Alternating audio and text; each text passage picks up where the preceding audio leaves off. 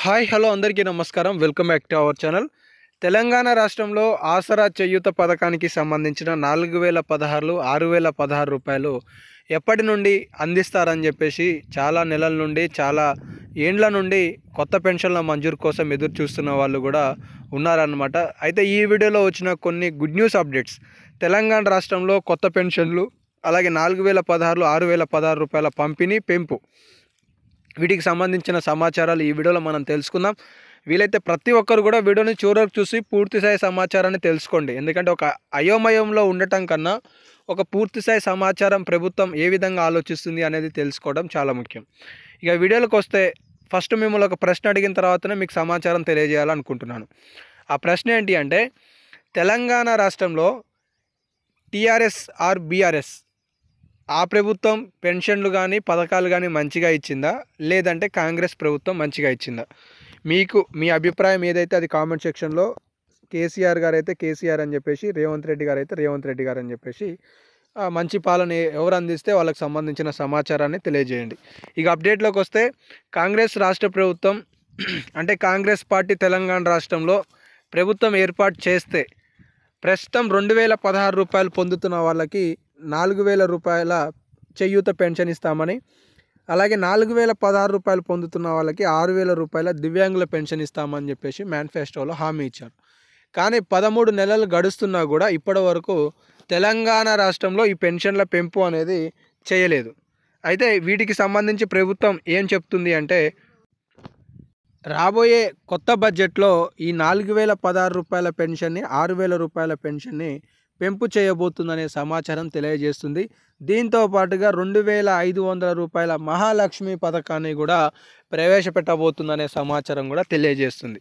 So దీనికంటే ముందే కొంత సమాచారం మీకోసం ఏంటి అంటే, తెలంగాణ రాష్ట్రంలో 2023 డిసెంబర్లో జరిగిన అసెంబ్లీ ఎన్నికల తర్వాత ప్రజాపాలన పేరుతో 2023 డిసెంబర్ 2024 జనవరి నెలలో ప్రభుత్వం దరఖాస్తుల స్వీకరణ చేపట్టింది. ఎవరెవరు అర్హత కలిగిన వాళ్ళు పథకాలకి దరఖాస్తు చేసుకోండి అని.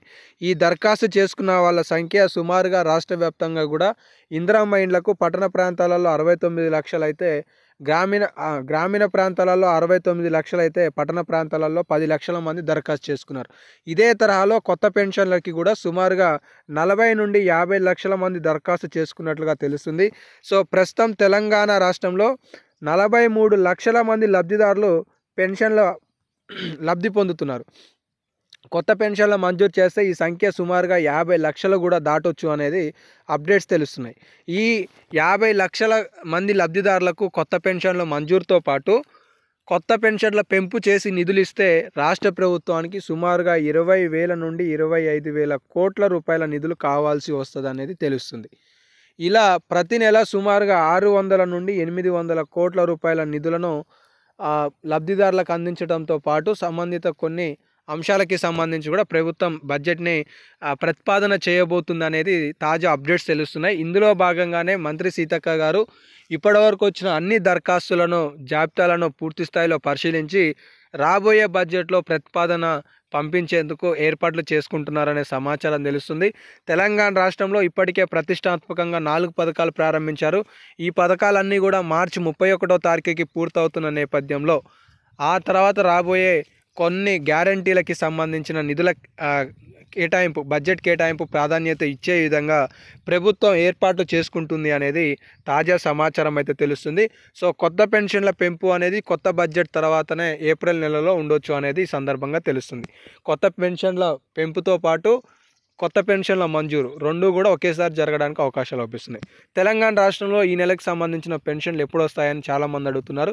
ఈ నెలకు సంబంధించిన పెన్షన్లు ప్రభుత్వం ఫిబ్రవరి 23వ తారీఖు నుండి 28వ తారీఖు మధ్యలో లబ్ధిదారులకు అందించడానికి పూర్తి స్థాయి ఏర్పాట్లు చేస్తుందనే అప్డేట్స్ కూడా తెలుస్తున్నాయి. సో ప్రస్తుతానికి ఈ అప్డేట్స్ ఉన్నాయి.